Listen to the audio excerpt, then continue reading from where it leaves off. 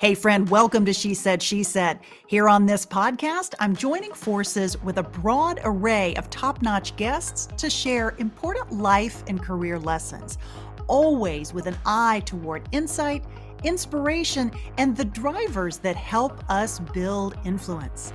I've spent 3 decades studying and learning the art of influence. Whether you're starting a business, raising money for a cause, advocating for a promotion, or running your own household, understanding influence will increase your chances of success, whatever your goals may be. Listening to She Said podcast may just be the smartest, most efficient investment you can make in you. Hey, friend, welcome to the podcast. I am really excited about today's show. When I shared on Instagram and Facebook that Dr. Samantha Boardman was joining me today, you all were as excited as I am. Dr. Boardman, for those who don't know, is a clinical psychiatrist with a master's degree in applied positive psychology.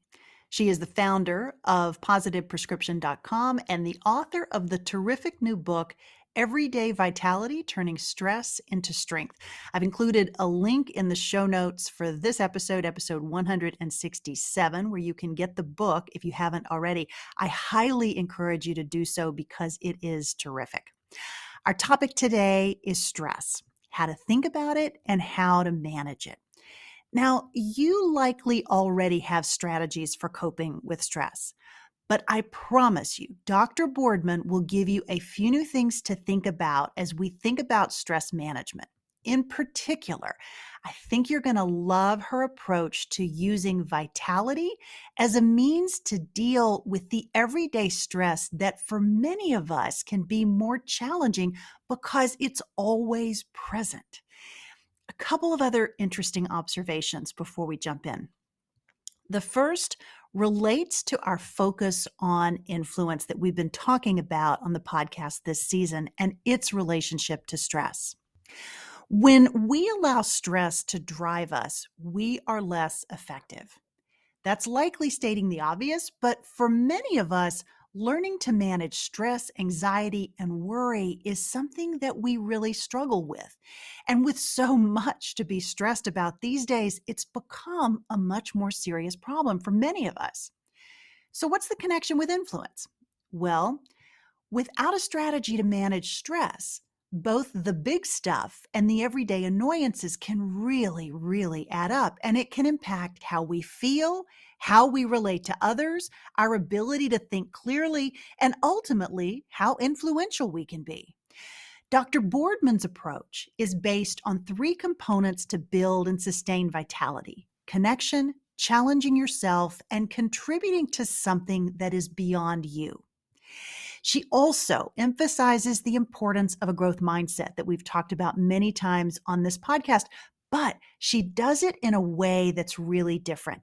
She kind of blows up this societal obsession with authenticity and just being yourself. If just being you prevents you from continuing to grow. In other words, she's suggesting that you be willing to embrace the un-you or the aspirational you in the interest of personal growth. How great is that? Dr. Boardman's approach is based in science, but one of the things that's so interesting about her journey is her recognition that what she learned in medical school wasn't enough to effectively treat her patients. I'm going to let her tell you the story, but it's an interesting career pivot that helped her broaden and expand her perspective in a way that enables her to add more value to her patients. I think her advice will really resonate with you. Before we jump into the conversation with Dr. Boardman, though, I want to say just a quick thank you to you for helping She Said podcast reach our most recent milestone, 100,000 downloads last week. I am incredibly grateful to have you here, and I am so gratified that this content and these tremendous guests like Samantha Boardman are resonating with you and that you're finding this investment of your time valuable. So thank you. And now my conversation with Dr. Samantha Boardman. Dr. Samantha Boardman, welcome to She Said, She Said. Thank you so much. I'm thrilled to be here. Well, I'm delighted to have you here. I am such a big fan of your book and of your work. I follow you on Instagram. You share incredible tips and wisdom. I want to jump right into this, though, and talk about the theme of the book is around vitality. Let's talk about why that particular focus as it relates to stress. What's the connection? Sure. It was a word that I never heard in medical school. I didn't, really hear much of it even when I was studying positive psychology. And somehow I think people associated vitality with aging, with maybe, dancing to the oldies or something. But actually, what is vitality? And it's that positive sense of aliveness and energy that is really at the core, I think, of each day. It's physical, it's psychological. And Andrew Solomon, who's a psychologist, had said once, and this quote really resonated. And he said, the opposite of depression isn't happiness, it's Mm. vitality. And I really wanted to make this book about what are those everyday ways we can build, cultivate our vitality and others. Yeah. So you started this book, as I understand it, well before COVID, but your timing was just extraordinary in having this book come out as we are all still trying to deal with the stress around not just COVID, but life in general. Maybe talk a little bit about when the idea for this book came about and why. Well, the book, it was sort of a long time in the coming. I think there's that old saying that everyone's got a book in them, and for the most part, that's where it should stay. So I hope that's not the case Not here. in your case, no. But it took a while to sort of to complete it because it was all based on sort of this transformation in my own career. I had gone to medical school, and where you learn about everything that can go possibly wrong in the body. And then when I studied psychiatry and did my psychiatry residence, you study everything that can go wrong in the mind. And you ask about the patient's chief complaint, what's bothering them. You try to minimize symptoms, get them back to their baseline, and you assess them for risk factors, family history of mental illness, that type of thing. And I was super focused on what's wrong. And one day, I'd been seeing a patient who didn't quite qualify for a clinical diagnosis of depression, but she was far from thriving. She was overwhelmed with kids and a partner and lots of conflict. And I said, well, how we could focus on minimizing the conflict at home with her husband, dealing with the stress of the kids, all these different sort of ways I was trying to maybe put out fires or give her the tools to do that. And one day she came into my office and said, Dr. Boardman, I sometimes just hate coming here. All we ever do is talk about what's wrong with me. We never talk about anything else. And she was right. I had been so fixated on symptoms, problems, what was going wrong in her life, what was the matter with her rather than what matters. And it really it was this inflection point for me, was that I was so good at misery, but I didn't really know how to cultivate well-being. And I knew, and I'd studied for years pathogenesis, which is the science and study of disease, but not salutogenesis, which is the creation of health. And could I help patients find wellness within illness, or people in general find strength within their everyday stress? And I ended up going back to school to study positive psychology, where you learn about resilience and optimism and post-traumatic growth and all the opposite of what you study in medical school. Right. And I think of myself more as like a positive psychiatrist. So this book was born out of that change of approach. Yeah. Was it hard for you to make that shift? I've always had the impression that for the medical profession, the field of positive psychology is a little bit woo woo, maybe not enough science based. Talk about how you decided and you really embraced this concept. I mean, I personally love it, but I'm also not a doctor. But talk about the shift that you had to make mentally. Yes, and it continues to be a shift. I will say, but it's when are you shifting from being an astronomer to an astrologer, Right. in that way, and sort of like, oh, that's rainbows and unicorns and smiley faces. And, the credibility, was I diminishing my credibility by embracing this sort of woo woo, pseudoscience? And So what I understood though, and I was the most skeptical beforehand, I really did not understand the point of what positive psychology was until I had this wake up call, and it's really been around for a number of years before I came to it. And it was this strange, fascinating science that Dr. Seligman, Martin Seligman, had been researching ever since the late 90s. But there's research even before that about what is positive mental health. We know, he studied in the 60s alongside B.F. Skinner, the behaviorist. He had studied learned helplessness. Mhm. But in the late 90s in his career, he started thinking, wait, is there such a thing as learned optimism? And isn't there more to health than just the absence of disease or illness? And it was questions like that I realized I hadn't asked enough. And reimagining what positive mental health could look like rather than just trying to minimize problems, decrease symptoms. And so I think there remains a skepticism. I actually teach psychiatry residents who are in their fourth year, and I think I get some rolled eyes still. But also that what I teach, I find the medical residents or the surgical residents, there's real interest, and I think especially for their own mental health, they're curious about what they can learn, what they can do, what are these interventions that might be helpful in their own lives. So yes, I still meet resistance, and I think there are some rolled eyes, but I do think it's becoming a little bit, more integrated into regular sort of treatment of mental health, and psychiatrists are becoming more aware, and they're recognizing it. For the World Psychiatric Organization, we have like a global group of psychiatrists. We meet every month, and I run it, and we introduce a different speaker to talk about some other place of sort of positive psychiatry and intervention that they're practicing. So I'm optimistic. I can't say that we're there yet, though. Yeah. Maybe talk a bit about how you were working as a psychiatrist before you went back to get this additional advanced degree. Talk about how, when you came out with that additional field of study under your belt, how did that shift your psychiatric practice?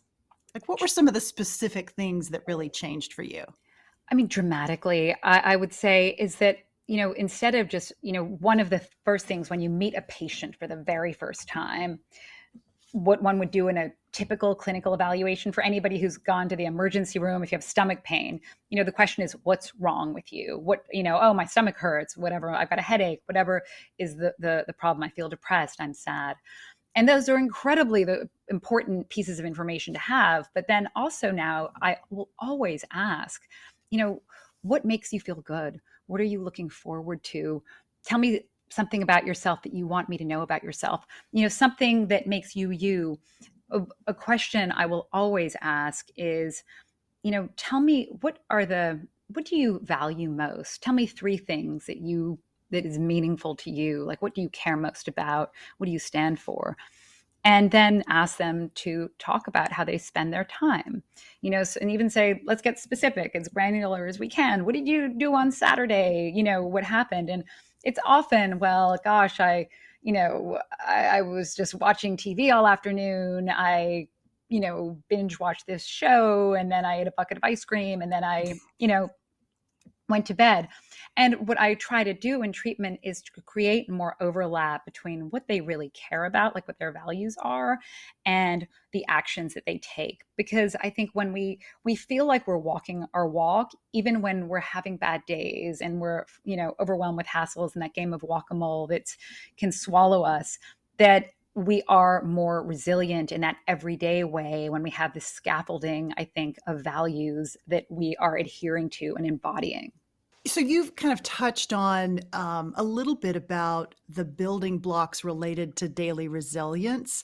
I'd love for you to get into that a bit more deeply and share with the audience ways that we can go about building up that daily resilience. I know you also have sort of three buckets that you break vitality down into. So maybe let's get into the meat of this a bit more and give us some kind of tangible, constructive ways for how we can use this.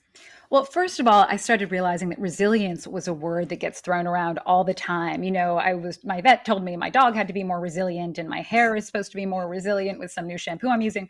But so it had that semantic saturation where it's a word we say so much, it doesn't mean very much. Mm. And the APA defines resilience as the ability to kind of bounce back, recover from something incredibly stressful, potentially life threatening, harmful. And it turns out that actually resilience is the norm for most people at these sort of major life from major life events, that people even after 9/11, people recovered very quickly from it. There was an assumption in New York that there'd be post-traumatic stress disorder, people would be overwhelmed with anxiety and stress, and even money earmarked for that. But actually people didn't need it. People tend to be more resilient to those major life events, but it is the everyday resilience we're really, really lacking. And it might have to Mm. do with our lack of social support, but nobody brings you a casserole because, you had a really bad commute, Right. and no one really wants to hear that story of like how awful, like, your flight was delayed. So maybe that might have something to do with it. But so how do you build this everyday resilience? And that's what this book's really about. And there were three main categories that you were mentioning that I really try to dissect. And I think that those are the sort of well springs of vitality and everyday resilience. And the first one is connecting with others. Like, Mm. how are you creating high quality connections in an everyday way with your family, with your partner, with your coworkers, with strangers, even? Because the people who are able to say that they have high quality connections on a daily basis are, again, more resilient to these sort of daily hassles that can take such a toll on our mental health. The second sort of C, I call it the three C's. The second C would be, are you challenging yourself? Do you feel positively challenged? Are there instances in your day where you feel like you're in flow, where you almost lose sense of time, where your skills meet the demands of, whatever that you're doing? It might be at work, it might be working on a hobby, but where you have that positive sense of challenge. Mm. And then the third is, what are you contributing to, where you feel like you are actively adding value in a meaningful way? And there are endless examples of how probably the single best antidote for stress that we have is doing something for someone else. And maybe culturally, we're sort of at this moment where there's so much pressure, at least to sort of self immerse. And we sort of Right. have green lighted self immersion. Like, you've got to go off and find yourself. I think there is a chapter or a section entitled "You Can Stop Trying to Find Yourself" Right. in the book. But the idea that self-immersion, or if you can, that if you spend enough time thinking about your emotions, what's going on, and you isolate and you can eat, pray, love your way to it, or you've got to go off and buy some well-being tool to make you feel better, it's not true. And if you can connect, contribute, and challenge yourself in a meaningful way and be deliberate about it, I Mhm. think that we can build vitality, not just for ourselves, but also for others. I love that. I mean, I love everything about that. I would love for you to dig in just a little deeper on how you think about when you talk about meaningful connection, what do you mean by that? It's not just the way that we engage someone on the street and we say hello and we move on. Talk about what that meaningful connection, what you're really talking about there. It's like this positivity resonance. Like, when you give somebody your full attention and you are sort of hearing them, you're either having a meaningful conversation, because not all social interactions, as we know, are created equal. I mean, certainly, we can talk about this too, with social media, just Right. passively liking something or, thumbs upping something isn't the same as having a conversation face to face with somebody. Even picking up the phone to have a synchronized experience with somebody rather than texting somebody what's up. It's just, when where you're forced to actually respond in real time in a real conversation, that's very different. But also giving somebody your full attention. There's research to show that having a sense of belonging, which is probably a fundamental human need, to do so, we need to have frequent positive interactions with people we care about and who also care about us. Mm. So, what does that look like? And that is on a daily basis. It's even the experience of felt love.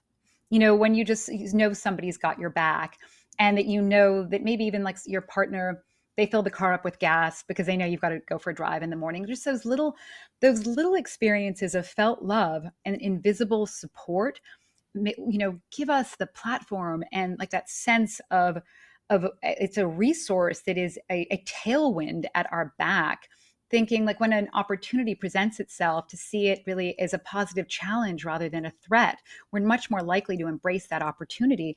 Even having good friends that we support. There's a lot of research out there that shows that people who are in good marriages, it's because they have good friendships.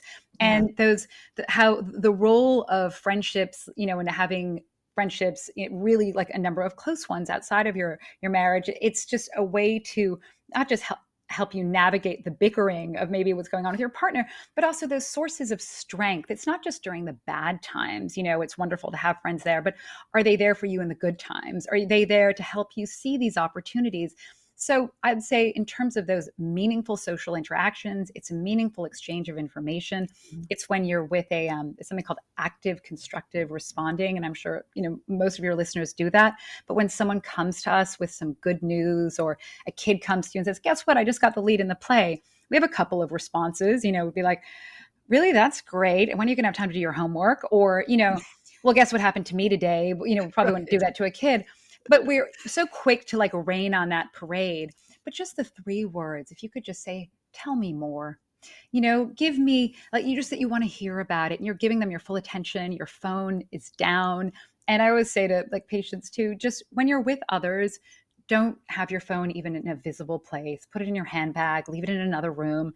Giving that person the gift of your full attention will ensure that you have a much better and conversation and probably meaningful exchange with that other person. So I do think it's very important to have meaningful interactions. And especially sometimes we forget the value of that with the people we live with, and to, how can we create an environment? If it's in the car, put your phone away, give that person your full attention. If your partner's driving, don't be on your phone. Then this is a great opportunity. And even more so maybe in that way that you're both facing forward, not looking at each other, that can be a little bit more stressful. So where are those opportunities that we're missing for meaningful, positive connections? And also in expressing gratitude. We often keep gratitude to ourselves. We think, the person already knows, or if it's my coworker, it's going to be so awkward. What can I say? I don't have the words. They'll judge me for not being able to express myself well enough.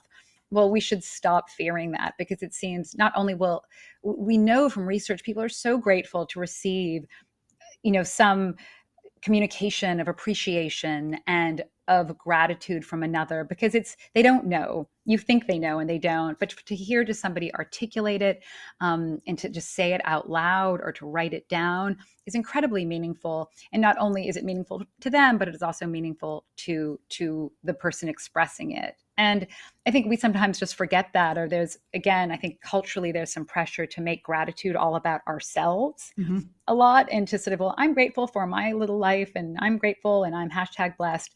But actually, when we make gratitude other oriented and outer oriented, I think it's much more effective and actually more beneficial as well. Oh, I love that so much. That's really beautiful. I know people will have questions about one of the things that you said earlier about the the self-care versus the other care. Maybe dig into that a little bit more and help us strike the right balance in terms of what that means, because you're not saying self-care doesn't matter. You're just saying that we're all really obsessed with this idea of self-care. It's reinforced constantly, and yet the real benefit of helping other people, like you're talking about that. So maybe dig into that a bit more. Sure. Well, I had a patient that might help sort of explain or elucidate this concept, who really, she said it was New Year's and she wanted to find herself. And she had gone to some sort of retreat where she was told that she needed to focus more on herself and to make herself a priority. And she took this very literally.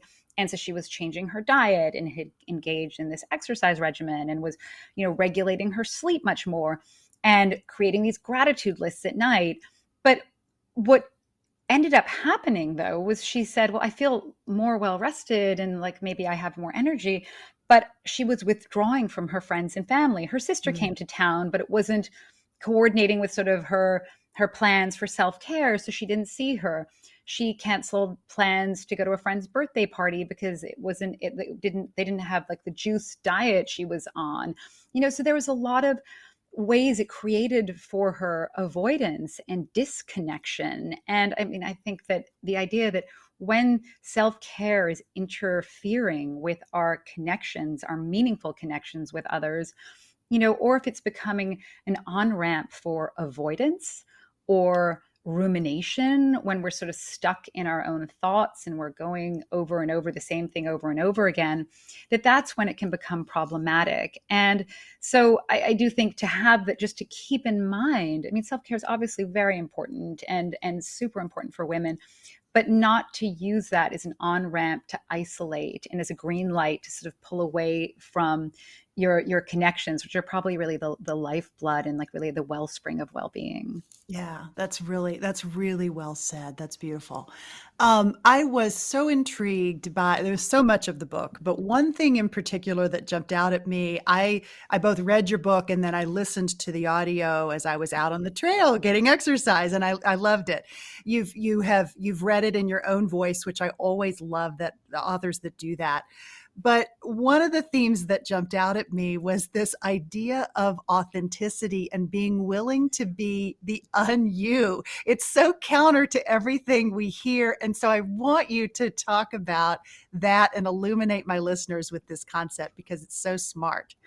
Well, we hear so much from, I think, very well-meaning people, and I've had this. People have given me this advice too: is you've got to be yourself, and be yourself at all times, and be your authentic self. And for instance, somebody had given me this well-meaning piece of advice before I was about to give a talk to the American Psychiatric Association, and I was so anxious about it and nervous about public speaking at the time.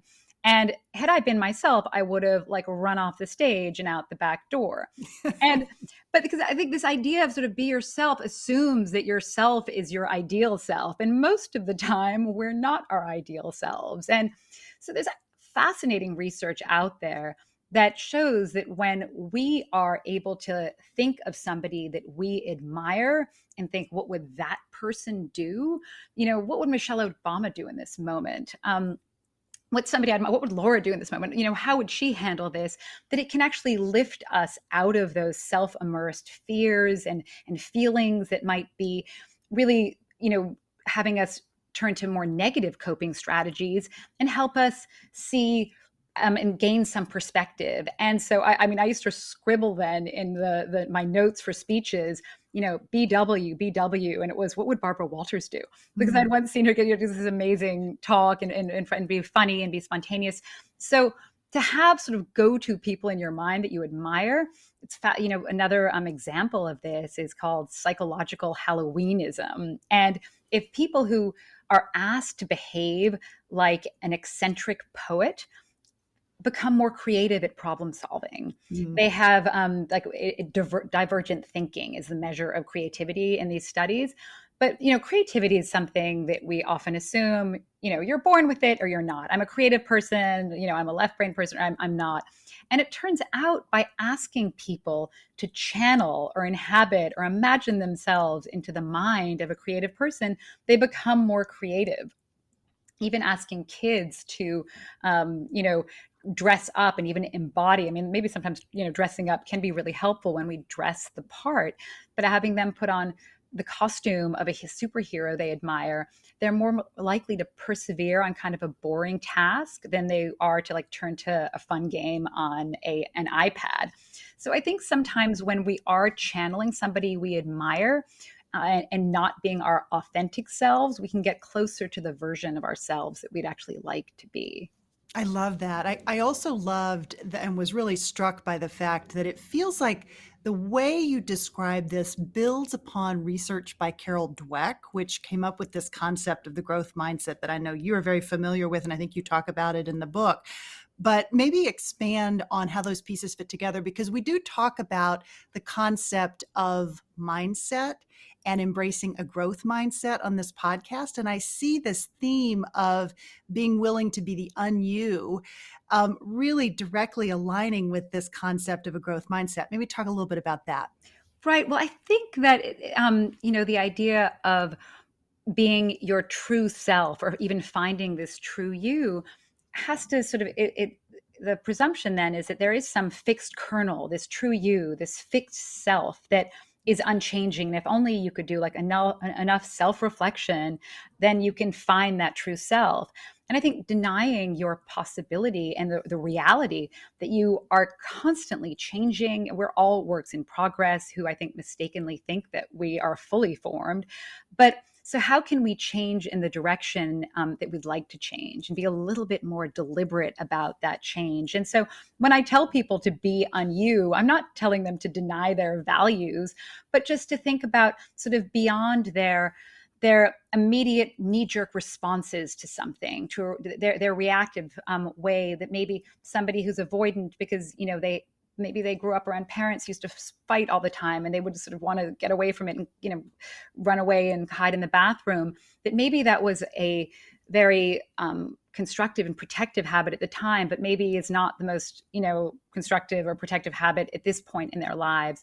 So where are these opportunities, though, that we can sort of be on ourselves and actually expand our behavioral response to something that's stressing us out? And I think when we know how we want to respond to something, and our knee-jerk response to something, but when you can be on you're like, okay, maybe I could do this a little differently, and to see beyond ourselves. And I found it to be incredibly helpful for patients to just have a way to step back from that immediate sort of self immersion into their experience, and to think, well, maybe there's a different pathway. And it sort of taps into what this old psychiatrist once said to me when I was in training. And he said, Samantha, what do you think the purpose of therapy is? And I said, well, obviously it's to change, your future. And he said, no, you're wrong. And I said, well, then to change your present? And he said, no, it's to change your past. The idea being that we get so entrenched and stuck in a story that we tell about who we are. We have the 5-minute version, we have the 45-minute version, we have the probably month-long version of that.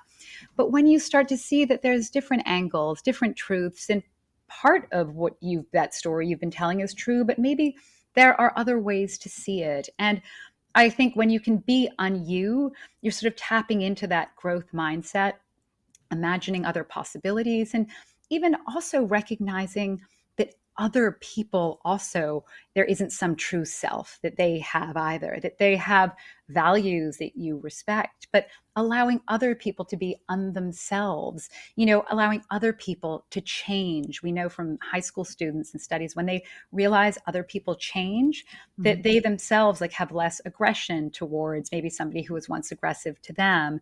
And I think allowing for the possibility for change in others. There's Ellen Langer, who's at Harvard. She's I think the first tenured female professor in psychology. And she'd said that sometimes people come to therapy after 40 or 50 years of marriage, and they say, I'm just finished, with this, and he always does this, or she always does that.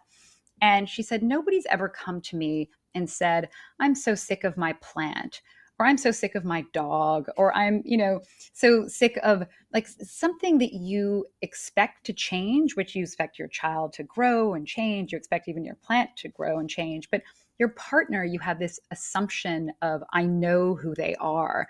And that actually her advice always for couples was, don't predict what they're going to do that's the same. Try to look every day for 3 things that are different about your partner. Prime yourself to notice change. And I think it's really good advice, because not only I think when you're seeing change in them, you can also see better change in yourself. Yeah. Oh my gosh, I love that. That's amazing. Why do you think we have this tendency to fixate on people can't change? I mean, I've heard that my whole life, that people are who they are, they really can't change. How did we get to that point, and why are we so stuck on that concept? I think there's 2 things. I think there's almost a conceit that oh, I know that person. Even you think of, legally, a character witness. That person would never do such a thing, or that, is a good person or a bad one. Right. And not really looking at the circumstances. And I think we often, we tend not to recognize the context of people's behavior. We judge ourselves by our thoughts. We judge others by what they do. if I see someone screaming at their kid, I might assume, that's just a bad mother, but I scream at my kid and, well, because I'm harried and hurried and, she had just done, so the child isn't listening to me. So the way this disconnect, and it's called the correspondence bias, is that we don't sort of judge people in the same way we judge ourselves. Someone cuts me off in traffic, they're a jerk. I cut someone off, I'm late, So how do we sort of, I think there has to be some evolutionary explanation as to why that we do this, and we can maybe assume friend or foe. When we meet anybody new, can I eat it? Can I have sex with it? Will it kill me? Like, we have these sort of fears that maybe it was just a survival, and so if somebody behaved in a certain way, but the idea that we can judge people just by their actions and behaviors. And I think we have to always sort of pause and think, what else could be going on? I think that's the core of cognitive-based therapy, is to say, well, maybe that's the case, but what are some other possible explanations for why that person did that thing? And I think it helps, I think, for all of us to gain perspective and not to be so quickly judgmental and assume that we have this knowledge and that we can generalize from one observable act to this person's behavior in the world, and that's the kind of person that they're good or bad. And I've got to say, in my own life and in my own career, I've learned to really love being wrong, and making assumptions sometimes about people who I didn't think would change. And even in my training, I had learned that people would be a certain way if they had, a certain type of mental illness. And I've loved being proven wrong. I had met a patient years ago who had a severe problem with alcoholism, and he was hospitalized a number of times. He was in the ICU with the DTs, and it can be a really life-threatening withdrawal. And a couple of years ago, I bumped into him on the street, and I honestly didn't think he would survive. And there he was with his family. I was like, "Hey, Dr. B." And it was just, thriving, doing really well. And I think when we can also, give other people the respect and the generosity of allowing them and knowing that they'll change, and hope that they will have that back for us as well, it can, I think, help us manage a lot of the conflicts we have, even with one another, politically or otherwise. Yeah, absolutely. Maybe let's talk a little bit about some of the uplift imposters that you talk about in the book. There are a lot of things that are served up as ways to deal with stress.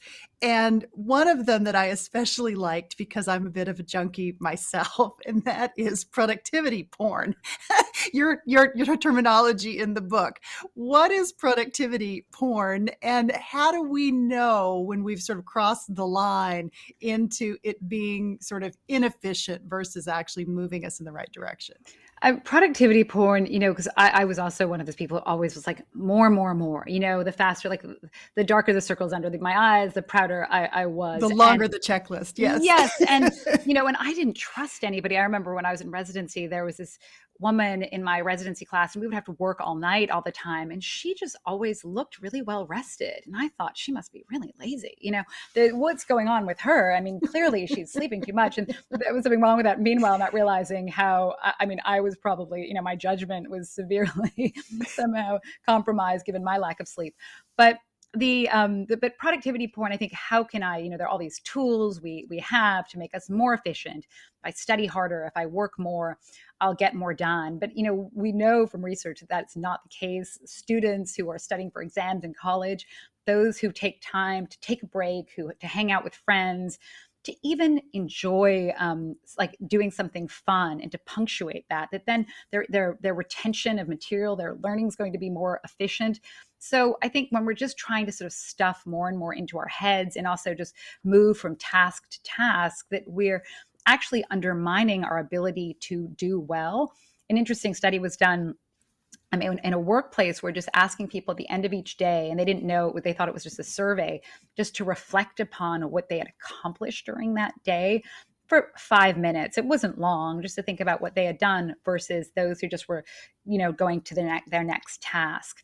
the ones who were able to just reflect upon what they had accomplished were less stressed out. They reported like just fewer physical aches and pains, and they slept much better as well. And they felt like sort of more replenished and revitalized when they went in the next day. And it's such a minor intervention. So I think when we're just sort of always going from task to task and just dismissing the importance of doing something that feels meaningful, that feels even fun or joyful, that, we dismiss as time wasted. Like, I don't have time to go for a walk. Like, that's just a waste of my time. That actually, I think we all have nature deficit disorder, is just going outside, taking 45 minutes, breathing, not bringing our phones with us, or at least putting them away, even, not listening to something. I mean, I love listening to your podcast, but I don't listen to it when I'm walking because, in a way, because it's so good to actually hear the sounds of trees or birds or whatever that is so important. And so the taking that time is so revitalizing. And I think, I was always one of those people who just completely dismissed it, and even taking time to take a break, to sleep, to socialize, to take care of ourselves is really time well spent. Yeah, I love that. I absolutely love that. Let's talk a bit about this notion of the comparison trap that we sometimes fall into. Social media gets an especially bad rap because it's the thing that we're focused on right now. But the reality is we've always done this to one degree or another, right? It's not a new concept. But maybe talk a little bit about how we can avoid falling into that trap, and also how we can help keep our kids, our teenage children in particular, from falling into that trap. Yeah, I mean, I think it was Eleanor Roosevelt who had said social comparison is the thief of joy. That said, social comparison can, being competitive, comparing ourselves sometimes can actually be a motivator, a fuel for us to want to do better. If somebody is running that mile a little bit faster than you are, it might kind of fuel you to, and give you the motivation to practice a little bit more, or train a little bit more. But I think with social media, it's a completely different level of perfection that we're seeing. And we know especially this does affect young women. And now even girls as young as 10, 11, 12, we're seeing, upticks. I mean, in severe, it's almost like a hockey stick from when they started having phones and access to social media, seeing this increase in anxiety and depression. And this is very real. It's not, some people dismiss these findings saying, well, they're just more comfortable talking about depression and anxiety. It's not really real that, this generation, Gen Z, they're having an easier time discussing it. They're asked about it much more, and they, are just the stigma is not there as much. Well, that's not true. And we know from just emergency room visits, from suicide attempts, from documentation of self-injury, this is very, very real.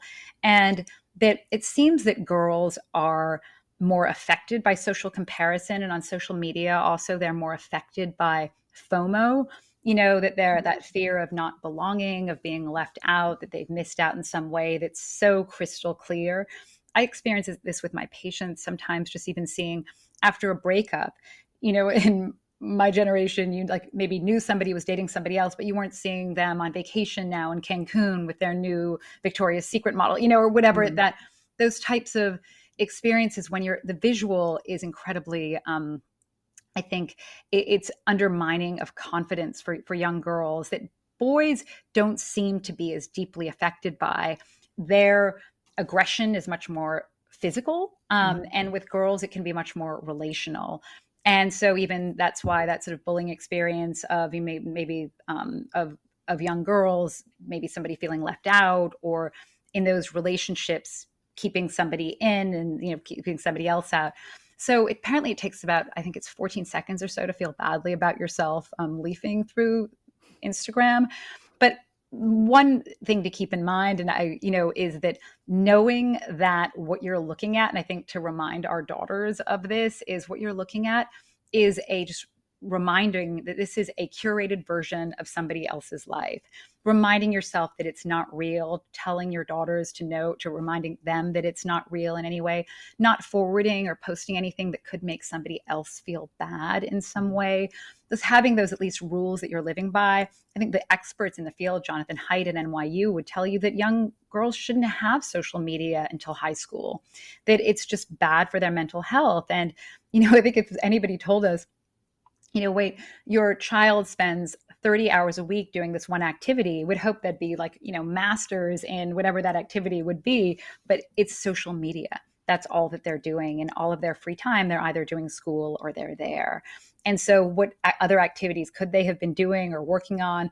What social relationships, those real-time interactions they could have been having with others? Because instead of actually having those face-to-face conversations, everything is occurring like through their device.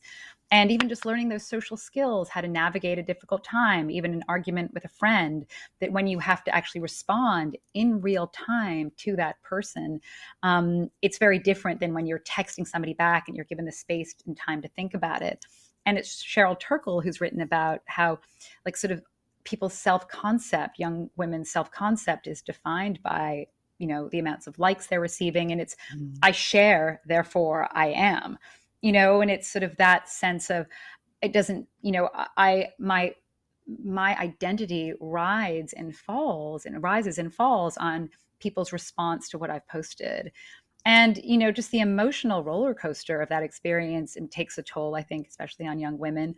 And what any of us can do, I think, and as parents, to minimize their exposure or just not let them be on there. And I'm, not optimistic we're going to see any changes coming from these big companies. But I think it's something that almost parents have to get together and do, because you can't have your child be the only one who's not on it, because that's not fair. But parents will have to get together, and maybe with schools say, okay, wait until 8, or, we'll wait until at 8th grade, or I think establishing some norms around how young women are using social media. I had my friend Miriam Gonzalez Durantes on the podcast in episode 162 just a few weeks ago.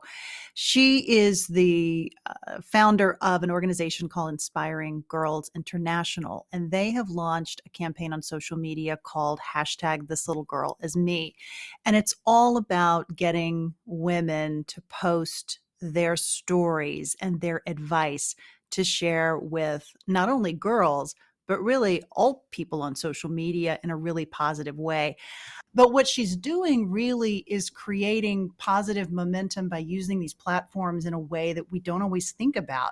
What about this idea of kind of taking your advice about giving back and not being so self-oriented, but instead thinking about what you're posting as a way to help other people?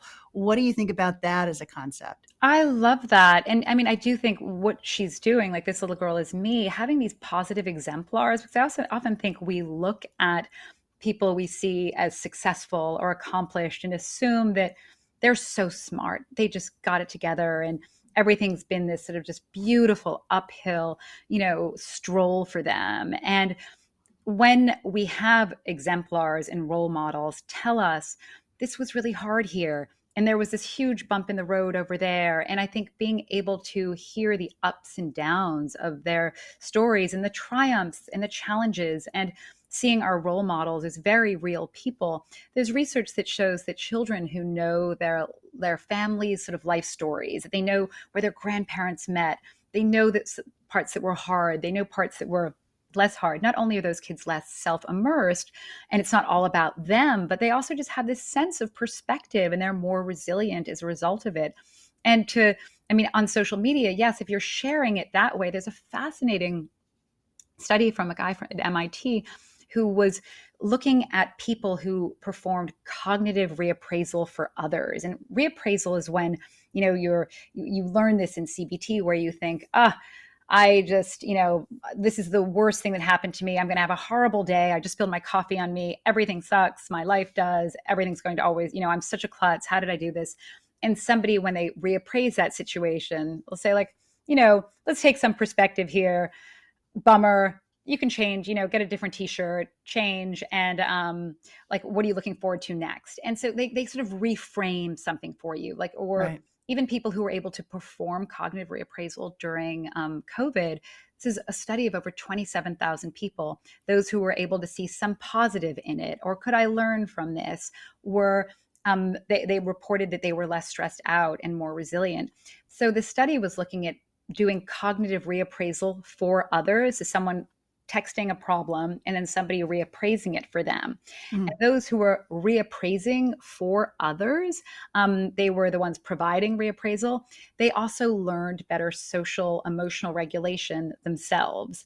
So I think, again, it gets to that concept of when you are sort of doing something for somebody else, and you're sort of even sharing maybe your difficult story, not like your picture perfect one or that kind of Christmas card, like, isn't our family just perfect? Hashtag blessed, great life, hashtag amazing family, but actually you pull back the curtain, and I think it creates this social vaccine when you're Mhm. able to inoculate others and just say, like, wait a minute, things were really tough sometimes, and to share the struggles and what helped you, and maybe the perspective you've gained from it and what you've learned with it, is a wonderful act of generosity, and maybe it is a great way to use social media for good.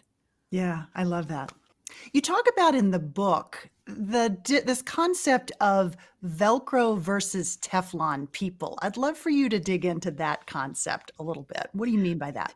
Well, so a Velcro person would be, or somebody, I don't think this is a fixed thing either. I think you can become much more Teflon than Velcro.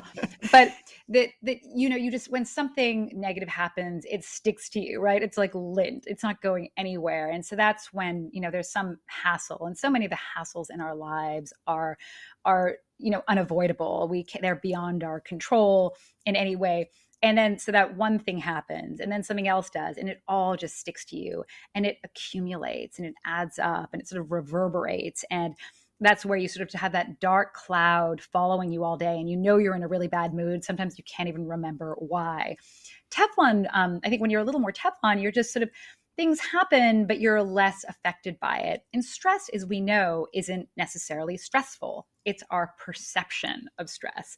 So the same thing could happen to both you and me, but we would perceive it to be totally stressful or not. So I think that perception part is super key. So Teflon people, I think, have more scaffolding around them. They are those 3 C's that they're building upon every day in their lives. They're contributing, they're connecting, they're feeling positively challenged. And that they can, I think people who maybe have an inclination to be more Velcro, which I certainly do, I'm certainly working on being more Teflon every day, and sort of working towards that, okay, this happened, but I'm not going to let it follow me or define my day or define my interaction with the next person I have. And I think we can be a little bit more deliberate about our Teflon qualities. Yeah, I love that. Let's talk a bit about mental contrasting that you talk about in the book. What is it? And talk about how this helps. So, I might be a positive psychiatrist, but as I said, there's a lot of research to show that just positive thinking is really not helpful for any of us. We can think positively about losing weight, or we can think positively that we're going to go to the gym or meet, the person of our dreams, but it might feel good even in the moment. But over time, it's pretty demoralizing when those dreams, don't become a reality.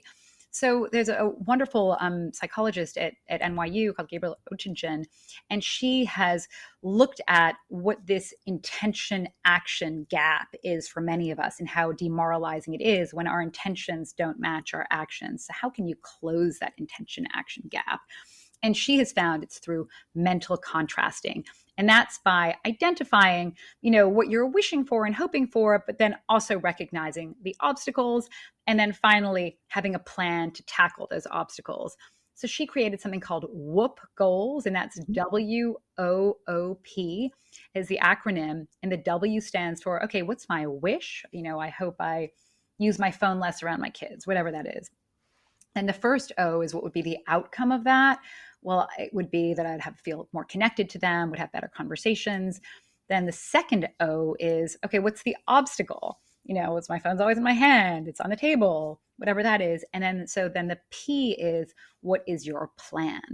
So when you can really deploy mental contrasting or create these whoop goals for yourself and be as specific as you can about what you wish for, what the outcome would be, what the obstacle would be, and what your plan would be, you're much more likely to achieve them. And I think that's what her goal is with mental contrasting, is you're not left feeling like a tumbleweed anymore, being blown about by all these other factors that are really, intercepting what you hope for and what you're hoping to do.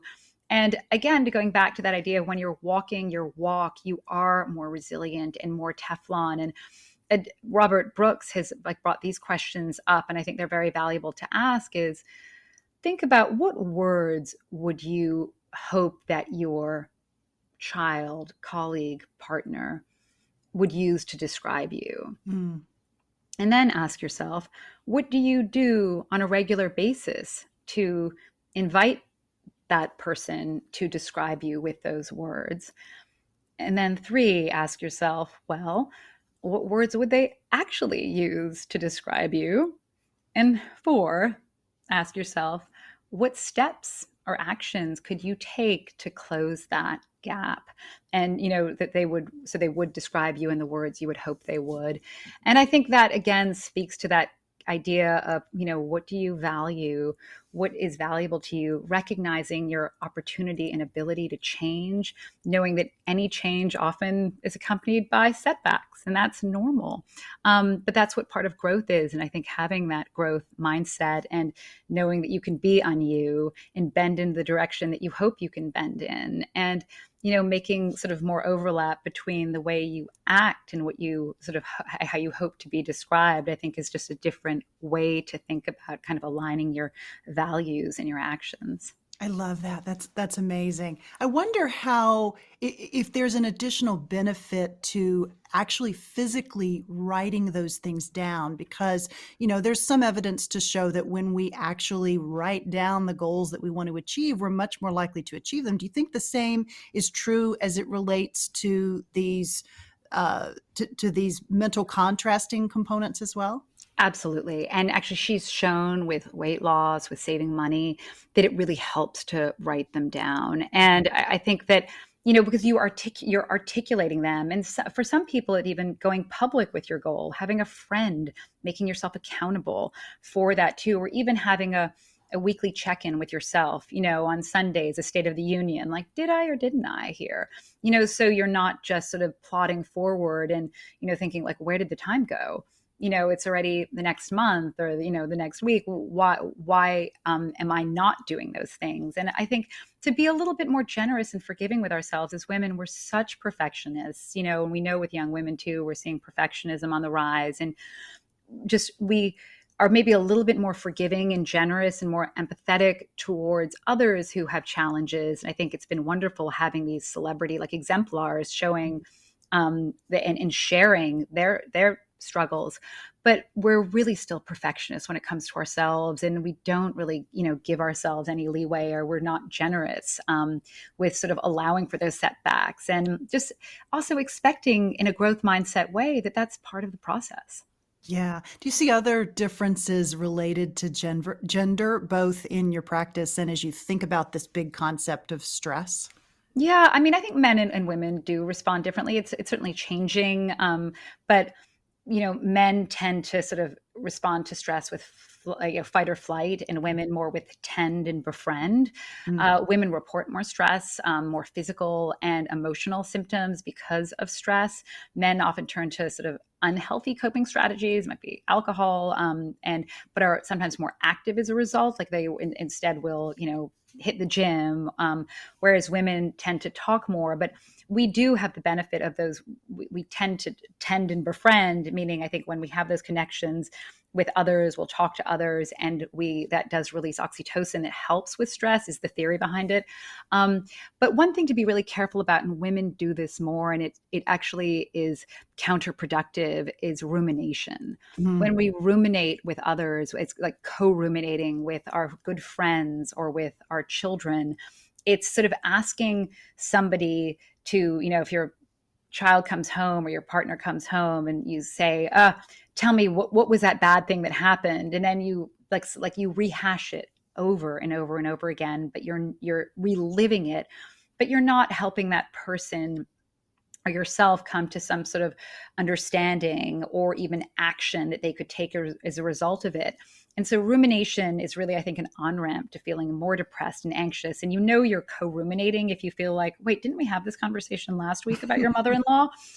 Like that's like sort of like, okay, I'm not helping you in this way. And so when you can ask them to instead reconstrue it, and that is often done through what's called self-distancing. So it's not self-immersing, it's saying, thinking like, what would a fly on the wall say about this? Or, what would you tell a friend who is in this exact same situation? What advice would you give them? Because anything to sort of have them see this situation or whatever was stressful with some perspective, because what this does is it gives them also like clarity around it. It gives them closure, but it also gives them perspective about what actions they could take. So maybe next time they don't have to do it that way. So moving forward, what advice would you give to somebody, in this situation? And so we don't have what's the French word, like les mots de l'escalier, that constant, like, why didn't I say that when that person, said that to me? And you think about it as you get to the bottom of the stairs, or you think about it the day after, and you can't get that thought out of your head. Another really good cure for rumination is green spaces. We know that it really disrupts, that tendency to have that sort of ticker tape just going on and not be able to get out of our own heads. Yeah, such great advice. Such great advice. Okay, because influence is our topic this season on She Said, She Said podcast, and probably for longer than just the season, I have to say, because it's been extremely popular. How do you think about maybe the connection between our ability to regulate our emotions and sort of understand our emotions and this concept of being influential, influence in terms of getting what we want and achieving our goals and connecting with others? How do you see this connection between our ability to control our stress and this idea of influence? I think when we're able to use our emotions as data, that and almost as fuel rather than sort of swimming in them, and that just being and so overwhelmed and just hardly being able to come up for air, when we're able, even negative emotions, I'm a big fan of, and not just trying to sort of sweep them under the rug or move past them very quickly. Really asking ourselves, like, what can I learn from this? What is this telling me? This is data. This is information that I can learn from. And I think when we use our emotions effectively like that, that we're able to exert influence and feel like we have a sense of agency over the choices that we're making, and we're not feeling sort of windblown and that we're tumbleweeds, sort of going like this way and that, and we're part of somebody else's agenda. If you look at like the three sort of main well springs of well-being, I think is having a sense of autonomy, that you have some choice, some control, some say in what you're doing, and you're being deliberate about it. It's also having a sense of competence, that you have skills, that you can rise to the challenge that that somebody puts ahead of you. And then thirdly, it's a sense of relatedness. Like, do you experience love, and are you loved? And I think that's really key to having influence, because you have then, I think, that vitality and that fuel and that force behind you to be able to then be that agent and shape the life that you're living, and also maybe make some other people's lives better. Influence has a lot to do with what you're paying attention to.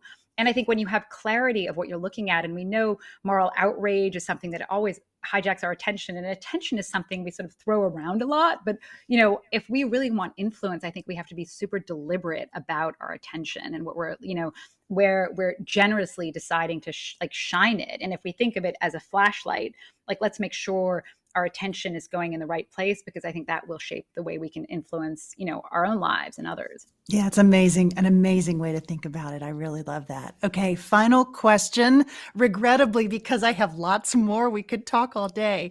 But one final question for you. I ask each person who comes on this podcast for a single piece of advice, a life hack, a mantra. Maybe it could be something that you wish you could tell 24-year-old Samantha as she was just launching her career. What would yours be? That would be, I think that there's going to be lots of zigzags. That plan that you have it's going to change a lot, and to embrace the off-roading. I love that. The book is Everyday Vitality. Dr. Samantha Boardman, thank you so much for being here today. I really appreciate it. Thank you so much, Laura. I loved it. I loved our conversation. Friends, to learn a bit more about this week's guest, Dr. Samantha Boardman, check out the show notes for this episode, episode 167. You'll also find a link to Dr. Boardman's terrific book, Everyday Vitality, Turning Stress into Strength, as well as a link to her website, positiveprescription.com. I hope her advice for creating a strategy to counter stress resonated as deeply with you as it did with me, and that you found our conversation a helpful and good investment of your time today. Friend, I am delighted that you joined us today, and I'd love to hear what you thought of this or any of our She Said podcast episodes. You can send me an email via the contact link on our website at shesaidpodcast.com, or message me on Instagram, Facebook, LinkedIn, or Twitter. I would love to hear from you. Until next week, take care.